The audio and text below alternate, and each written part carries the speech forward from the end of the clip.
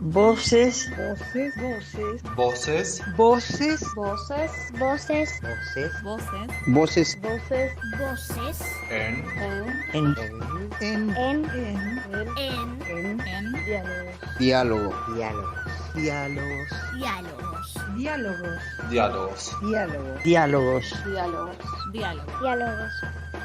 Voces en Diálogos, un espacio de la Cátedra Abierta Intercultural para reflexionar sobre la interculturalidad hoy. ¿Qué se pone en juego en los actos escolares? A lo largo de varias décadas, de varias generaciones, más de un siglo, los actos en las instituciones escolares significaron, entre otras cosas, una determinada manera de entender la historia. Seguramente ustedes recordarán que en Argentina, la efeméride del 12 de octubre fue nombrada como Día de la Raza, pero hace pocos años, o no tan pocos, el 3 de noviembre de 2010, un decreto del Poder Ejecutivo Nacional cambió el nombre de la efeméride del 12 de octubre y pasó a ser nombrado como Día del Respeto a la Diversidad Cultural. El decreto decía, se modifica la denominación del feriado del día 12 de octubre, dotando de dicha fecha de un significado acorde al valor que asigna nuestra Constitución Nacional y diversos tratados y declaraciones de los derechos humanos a la diversidad étnica y cultural de todos los pueblos.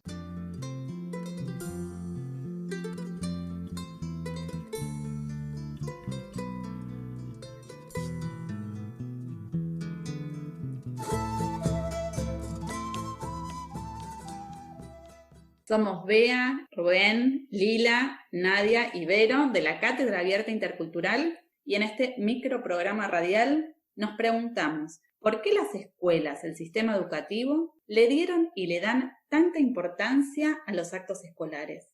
¿Qué pasó con el cambio de nombre de la efeméride del 12 de octubre? ¿Por qué durante tanto tiempo se llamó Día de la Raza? Empecemos haciendo un poco de historia.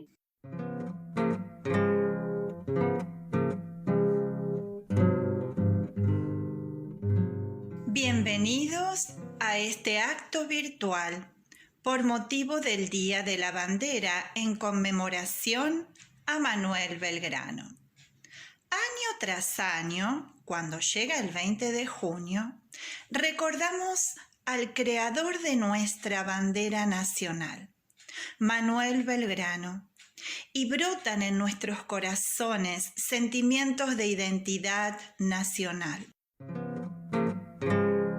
Los actos escolares comenzaron junto con la creación del Estado argentino de las primeras escuelas allá por finales del 1800. Esto no es casual, ya que esos procesos coincidían con el genocidio indígena y con la negación de otras poblaciones que vivían en estas tierras desde muchísimo antes. Entonces nos preguntamos por qué el sistema educativo le dio y le sigue dando tanta importancia a los actos escolares. La celebración de las efemérides y la construcción de monumentos dedicados a los hombres de bronce, los llamados hombres de la patria, llegó desde Europa y la clase dirigente los usó para imponer símbolos nacionales y fomentar el patriotismo. Los actos escolares fueron transformándose en rituales que involucraron a la escuela y a la comunidad educativa y de hecho se hicieron eco en fechas relevantes del calendario oficial. La efeméride entendida como una fecha supone una forma única de entender la historia, el espacio y el tiempo.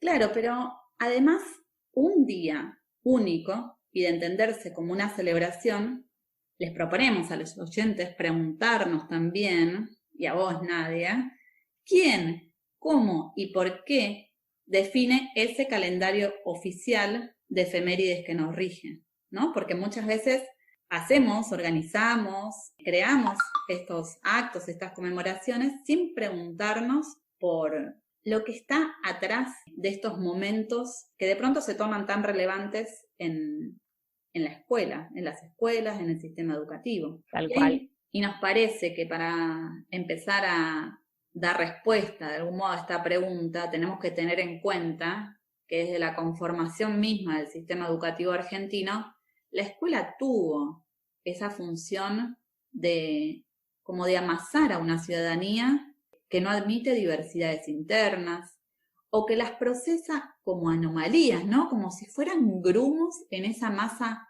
homogénea, pareja, uniforme, que sería la argentinidad. Sí, claro.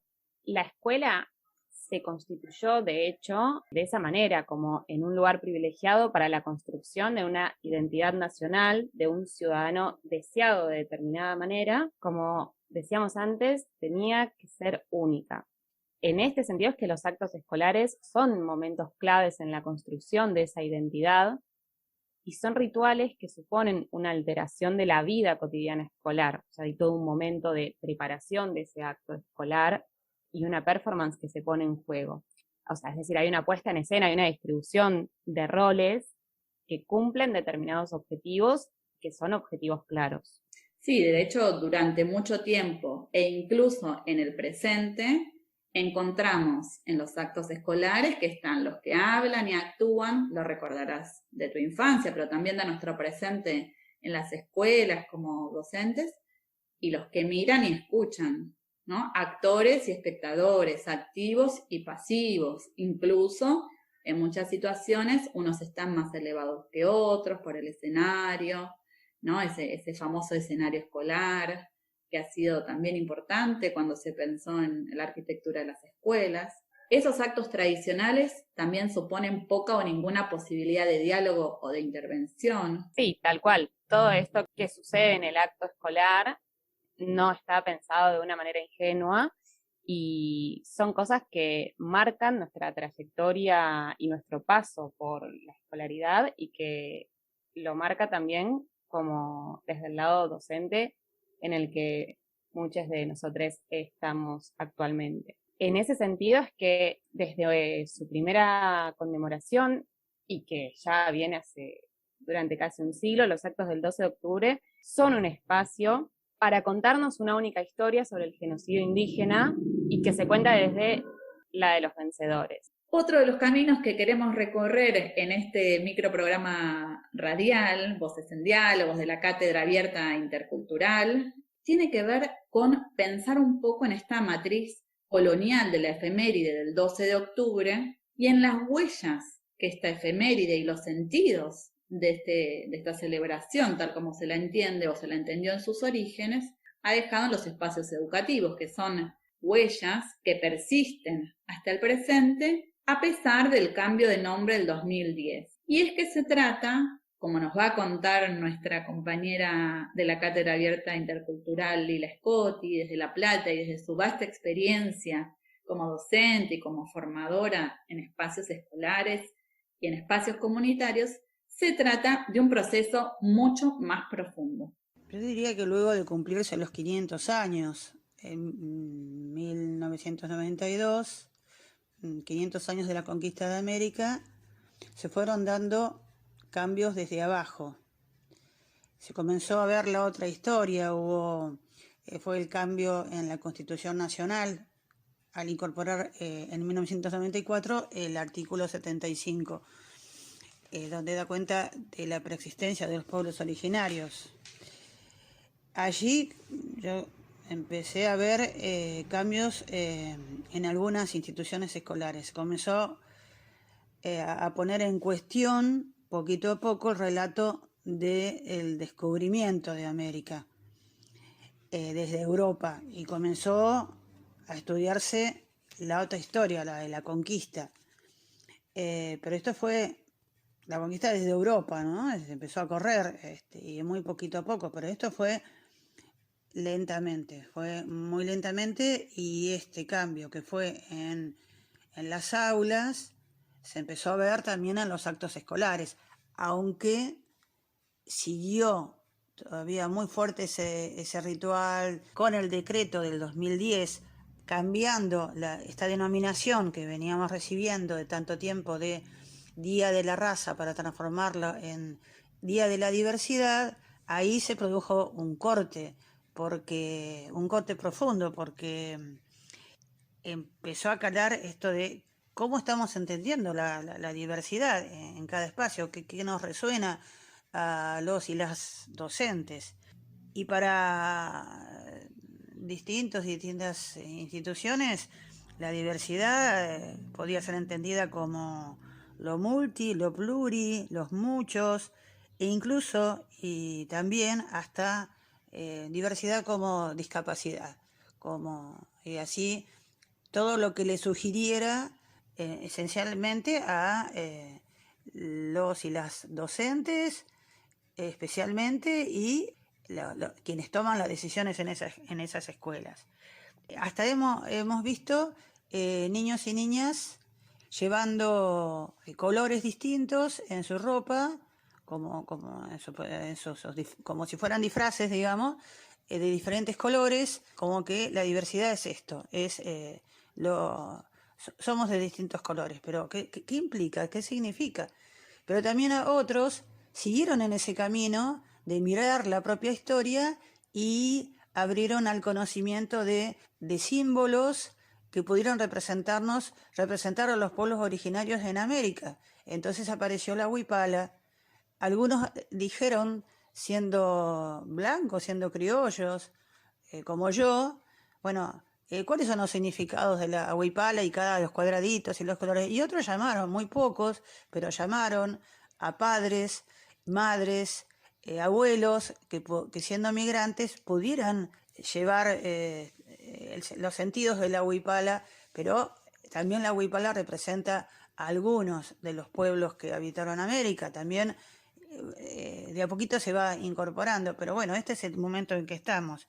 Y otros se quedaron solamente en el cartel, en los cartelitos de muchos colores que dicen solidaridad, paz entre los pueblos, armonía, confraternidad, diálogo, y la diversidad, lo que era la búsqueda de la propia historia en estos espacios fuertemente potentes de participación, volvieron a esto de un cartelito, una pancarta que dice una palabra a veces con poco fondo.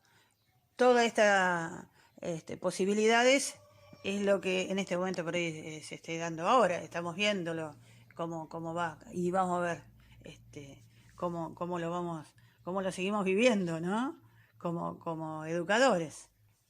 Qué interesante algunas de las cosas que nos acerca nuestra compañera Lila sobre lo complejo de este proceso, ¿no? de transformación que de algún modo pretendió el cambio de nombre de la efeméride del 12 de octubre y poder pensar, poder darnos el momento de reflexionar sobre los sentidos que hoy tiene en los espacios educativos, ¿no? Pensemos que todavía está vigente, está presente, como esa necesidad, ¿no? de identificar un día con un proceso histórico que fue mucho más complejo y mucho más extenso. Podríamos pensar que incluso perdura hasta el presente, ¿no? Pero de pronto lo que nos han enseñado es que Colón llegó un día a esas tierras que después se conocerían con el nombre de América, como si el 12 de octubre estuviéramos recordando ese hecho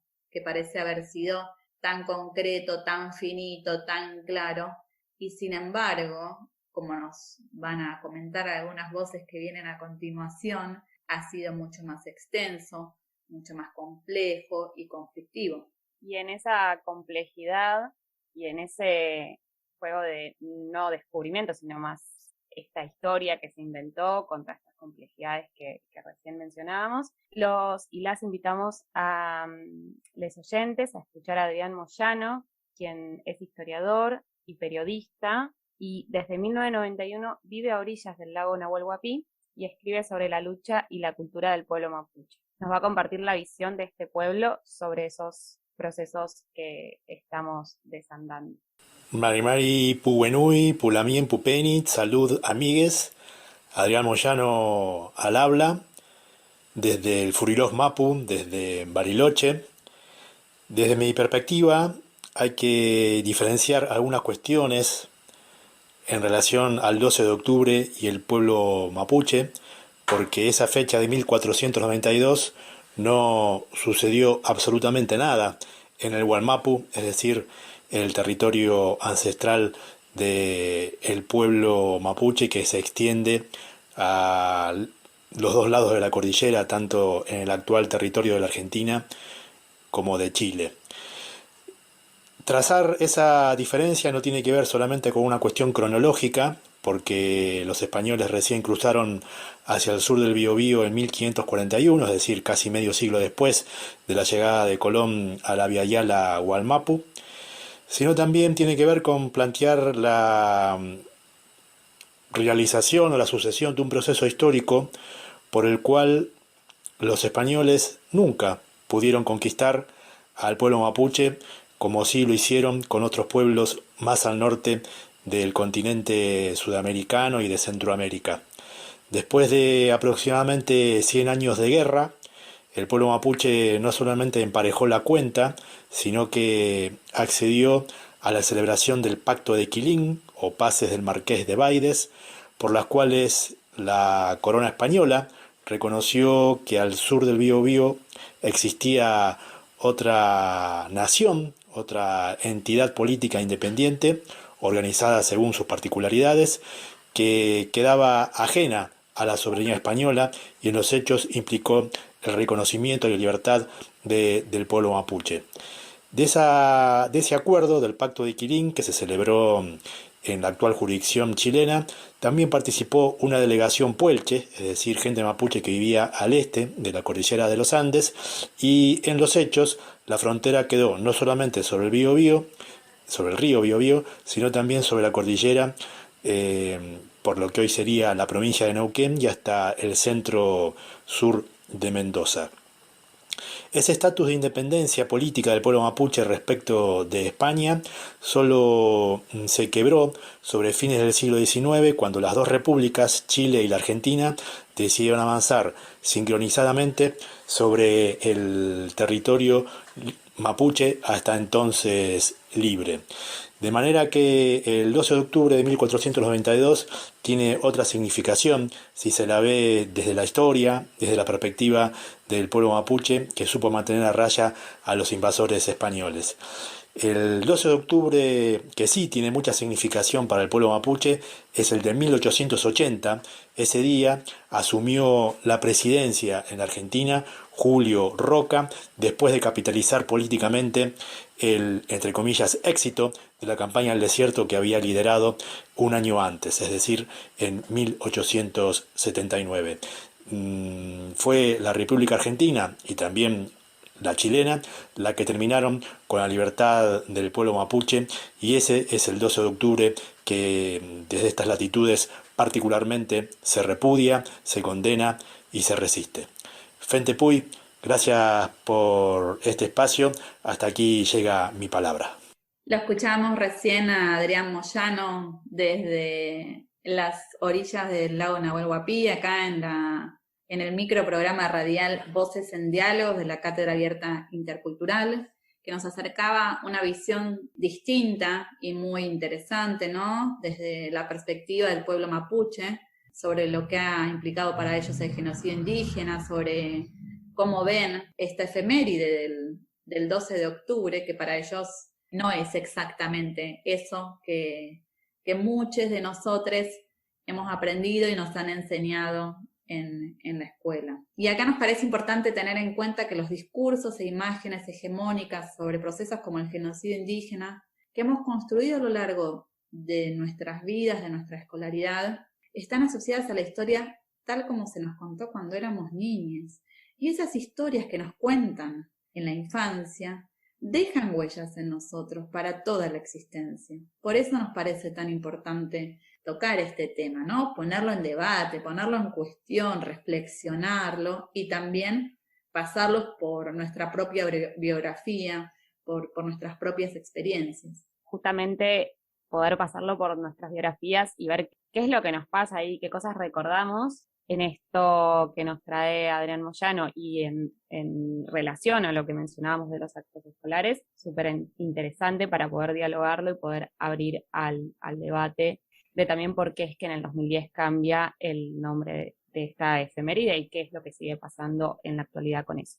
Es por esto que en este micro queremos abrir a nuevas perspectivas sobre lo que son los actos escolares, y pensando en esto de las trayectorias, invitamos a los oyentes a escuchar nuevamente a nuestra compañera Lila, quien abre a nuevas preguntas a partir de sus experiencias.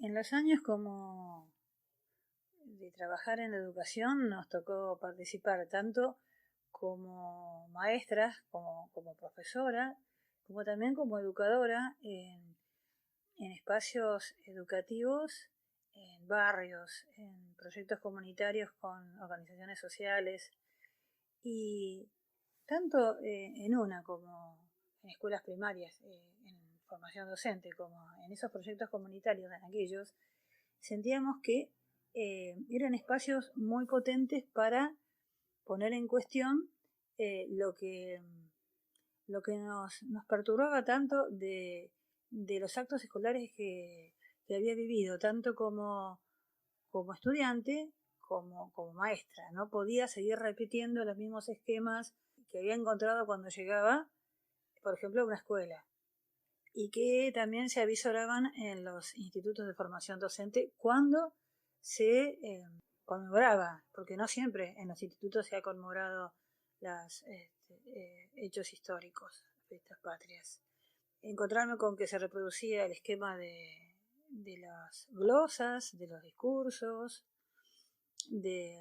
a veces hasta de los escenarios, del lugar de la bandera, y empecé a preguntarme qué sentido tenían, ¿no? Entonces, lo que encontraba en común tanto en los espacios comunitarios como en las instituciones educativas era la pregunta: ¿cómo pensar la historia desde distintos puntos de vista? ¿Cómo transformar esos espacios en espacios de construir memoria histórica? Si nosotros, desde el presente, somos la memoria histórica y podemos ser la historia vivida, podemos ponernos al lugar de la historia pensada. Entonces, tomo como eje que en realidad tanto en unos como en otros lugares todos hemos pasado en alguna o en otra medida por la escuela, pero en aquellos espacios donde los centros comunitarios, donde algunos chicos y chicas no saben, no manejan, digamos, la lectura y la escritura, o han tenido un paso muy, muy ligero por la escuela, y que es mucho más difícil manejarnos con textos o con fuentes. Entonces allí el leer, informar, siempre tiene que estar primero, siempre tiene que haber un acercarse al hecho histórico para ver cuál es esa historia que vamos a conmemorar, a rememorar. También preguntarnos si solo nos vamos a tener a la historia que cuenta las efemérides, o hay otros hechos históricos, como los hechos vividos en el barrio, en la zona, en la región, que también son la historia vivida. Bueno, entonces la cuestión es con qué materiales hacemos ese camino de informarnos, más cuando hay poco manejo de la lectura y la escritura.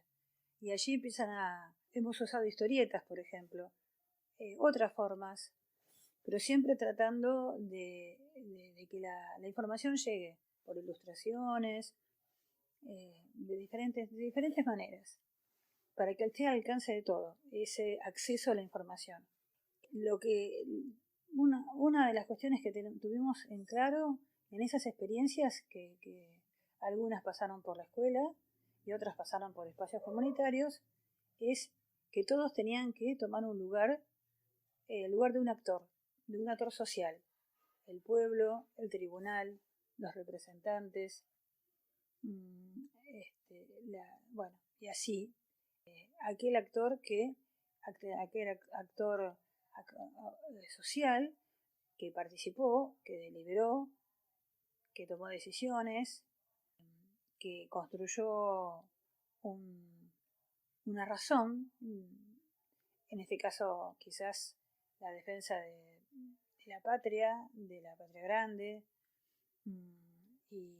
y que ese eje sea buscado, construido entre todos, discutido entre todos, para resignificarlo en el presente, y no quedarse en un lema distante, aislado, que le resultara ajeno, sino resignificarlo en el presente, que ese hecho histórico, que puede ser reciente o puede ser lejano, tenga un sentido hoy. Bueno, qué preguntas que nos traía nuestra compañera, ¿no? Algunas me quedaron ahí dando vueltas y pensando qué se pone en juego en los actos escolares y específicamente en la efeméride del 12 de octubre. Nos compartía Lila a partir de su experiencia y de sus búsquedas allá en La Plata, provincia de Buenos Aires, cómo pensar la historia desde distintos puntos de vista, ¿no? Como un desafío para ese espacio de los actos escolares que sigue atravesando al sistema educativo, porque siguen estando ahí y se siguen conmemorando esas fechas, ¿no? No mucho ha cambiado en cuanto a lo que el Estado en este caso nos dice que tenemos que hacer para celebrar las efemérides. Otra pregunta que me quedó ahí dando vueltas, que nos quedó o nos hizo pensar, tiene que ver con cómo transformar esos espacios en espacios que nos permitan construir nuestra memoria histórica, ¿no? Un poco en esta búsqueda de pensarnos a nosotros mismos, y cuando decimos nosotros nos referimos a las niñas, los jóvenes, los adultos, a la comunidad educativa, al barrio, ¿no? Desde el presente, pensándonos nosotros mismos como parte de esa memoria histórica. Porque podríamos llegar a decir que todos o casi todos pasamos por la escuela. También, no sé cómo lo escuchaste vos, Nadia, pero a mí me queda dando vueltas esta idea de con qué materiales, con qué herramientas hacemos que esas historias, que esos diferentes puntos de vista sobre la memoria histórica puedan estar disponibles o sean accesibles para las niñas y los jóvenes, los adultos, pensándolos como co-constructores de los actos escolares, ¿no? Y no como quienes están obligados a cumplir un determinado rol. Hay algo que nos trae Lila y dentro de la cátedra que trabajamos un montón y que es esto de las memorias y las biografías de vida, donde nos preguntamos desde qué lugar y desde qué tiempos se construyen. Particularmente la escuela y en esta idea de la coparticipación hay algo que la cátedra tiene trabajado y que es una vasta experiencia sobre esas cosas. En ese sentido hay una articulación con muchos grupos que intentan transformar este descubrimiento, esta llegada de Colón, en poder ver estas aristas y estas complejidades que fuimos cenando y que fuimos viendo a través de los audios de Lila y de Adrián Moyano. Poder dar cuenta de que no es una única historia y que son muchas historias y muchas concepciones de los tiempos y los espacios que sucedieron en ese momento y que son consecuencia de este presente que estamos viviendo. Súper interesante para traer a los actos escolares, para traer en esta fecha que estamos debatiendo y poniendo en diálogo, y de lo cual, bueno, estas experiencias que menciona Lila son súper interesantes para poder pensar en estos actos de otra manera,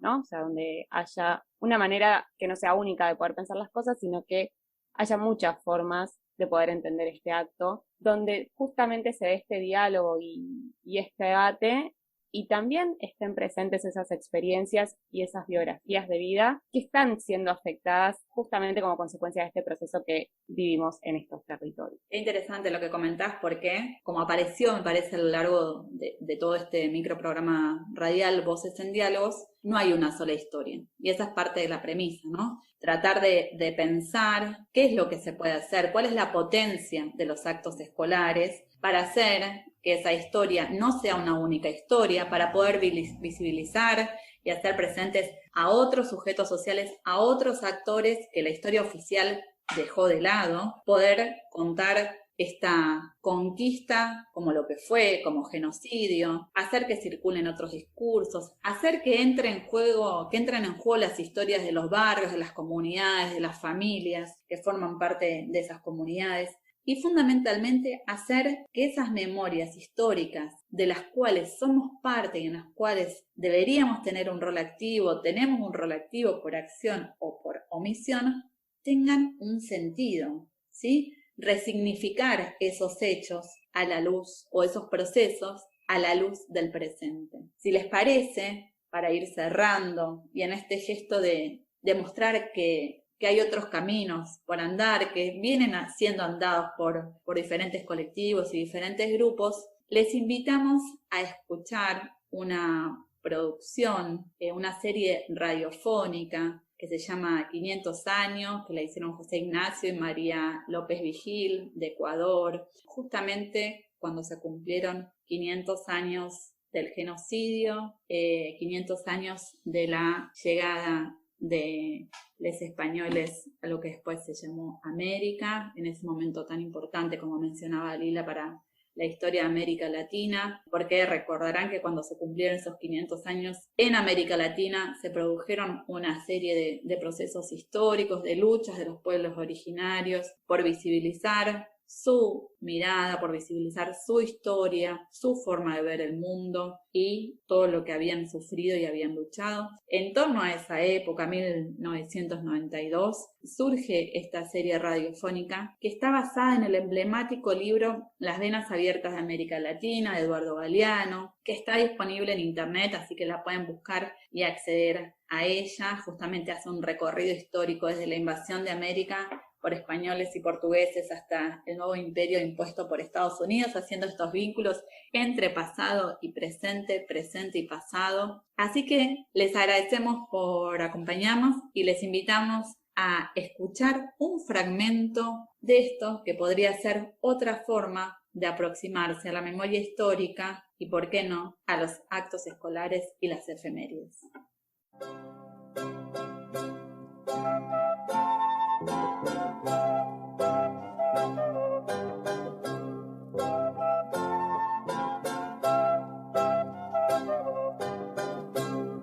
...500 años. Basada en la obra de Eduardo Galeano, Las venas abiertas de América Latina.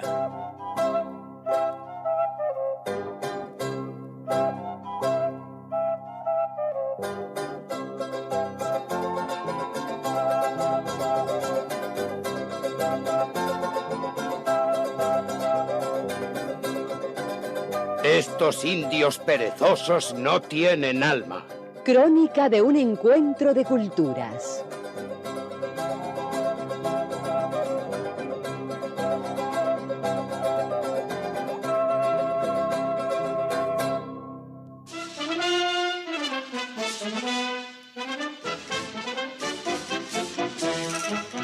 Que sí, hombre, que sí. Que lo que había en América cuando llegamos los españoles era un atraso. Madre, eso, 4 indios con plumas en el trasero brincando por los árboles y comiendo mangos. Trabajar, lo que se dice trabajar no sabían. Tuvimos que enseñarles, tuvimos que traerles las semillas, los azadones y hasta la ropa tuvimos que traerles porque lo de ellos era andar en cueros. ¡Hala! Haraganeando sin hacer nada.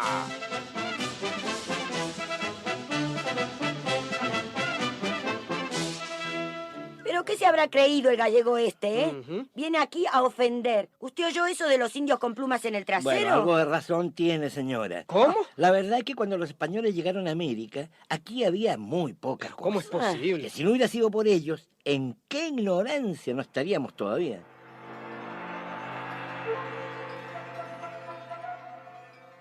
$70 millones de personas vivían en América cuando aparecieron en el horizonte los españoles y los portugueses. Una población 10 veces mayor que la de España y Portugal en aquel tiempo. A la llegada de los conquistadores, estaba en su esplendor el gran imperio inca, que abarcaba el continente de una punta a otra punta de los Andes. Los incas habían alcanzado una sorprendente organización social y técnicas muy avanzadas en ingeniería, agricultura y medicina. Tenochtitlán, la hermosa capital de los aztecas, en el corazón de México, asombró a los españoles. Sus amplias avenidas estaban mejor trazadas que las de Roma, y sus pirámides eran más perfectas que las de Egipto. En Centroamérica se encontraron los recién llegados con la antigua civilización de los mayas, grandes astrónomos y sabios matemáticos. No, América no era un continente vacío ni atrasado. Vivían aquí muchedumbres de pueblos que llevaban siglos tejiendo su propia historia.